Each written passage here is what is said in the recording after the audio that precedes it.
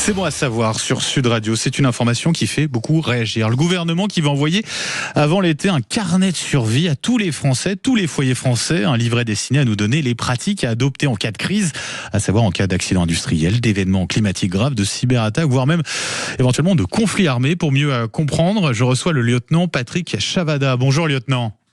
Bonjour. Et merci d'être avec nous ce matin. Vous êtes membre de la commission secouriste et formation des sapeurs-pompiers de France.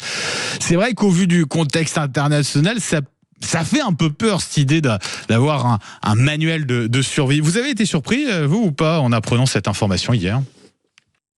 Alors surpris non, parce que ce type de dispositif existe depuis de nombreuses années. C'est ce qu'on appelle le kit familial de mise en sécurité. Donc c'est quelque chose qui existe. Simplement, je pense que le gouvernement le met en avant face aux catastrophes climatiques qui sont de plus en plus régulières. Mais je pense que c'est pas lié au phénomène de ce qui se passe en Ukraine, mais je pense que ça fait partie des éléments d'information que la population doit avoir pour faire face aux crises majeures. Donc selon vous, ça n'a rien à voir avec un éventuel conflit armé. Faut pas s'inquiéter à ce niveau-là. Ouais. Non, je pense que c'est pas. Ouais. Non, c'est des catastrophes. Ouais. On a un tremblement de terre qui s'est produit au large de Nice hier, et donc effectivement, il faut que la population soit au moins informée de ce qu'ils peuvent faire au moins pendant 72 heures s'ils sont coupés des secours, ce qui peut arriver lors d'une catastrophe majeure. Alors, quel type d'informations on va pouvoir trouver dans un tel manuel de survie ? Peut-être, on parle de la composition d'un possible kit de survie, c'est ça ? Oui, c'est ça. Ouais. Alors, tout ça est un complément de ce que font les maires actuellement, avec les plans communaux de sauvegarde et ce qu'on appelle le DICRIM. C'est-à-dire que chaque habitant doit recevoir de sa commune déjà une information sur les risques de la commune, et en fonction de ces risques-là, effectivement, mettre en place ce qu'on appelle un kit de survie qui va permettre pendant 72 heures de pouvoir être autonome sans que les secours puissent arriver, qui peut comprendre une petite radio avec une dynamo pour écouter la radio si on n'a pas l'électricité. On peut avoir des médicaments de première nécessité, une trousse de secours, des lampes, des vêtements, de l'eau. En gros, c'est 6 litres par personne. La copie des documents officiels, éventuellement les numéros de téléphone les plus importants, des outils de base comme un couteau multifonction, un petit peu de nourriture non périssable, un petit peu d'argent, et ça va permettre pendant au moins 72 heures de rester autonome. Et du matériel de premier secours, là on parle de quoi précisément ?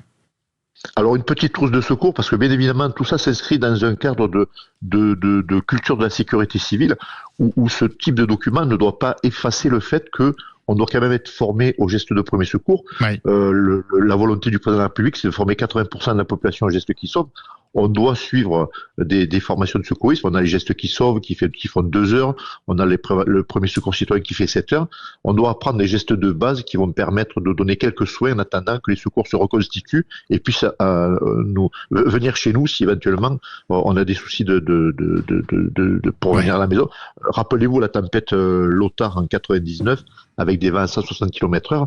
Pendant 96 heures, les gens ont été isolés chez eux, et c'est bien d'avoir un minimum pour pouvoir faire face à ça. Lieutenant, dernière question par rapport à ce manuel de survie.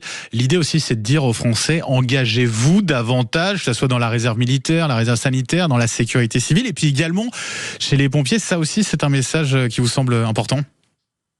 Oui, bien sûr, on est tous acteurs de notre propre sécurité. Et effectivement, le modèle français s'appuie sur le volontariat, les pompiers volontaires qui sont une majorité en France.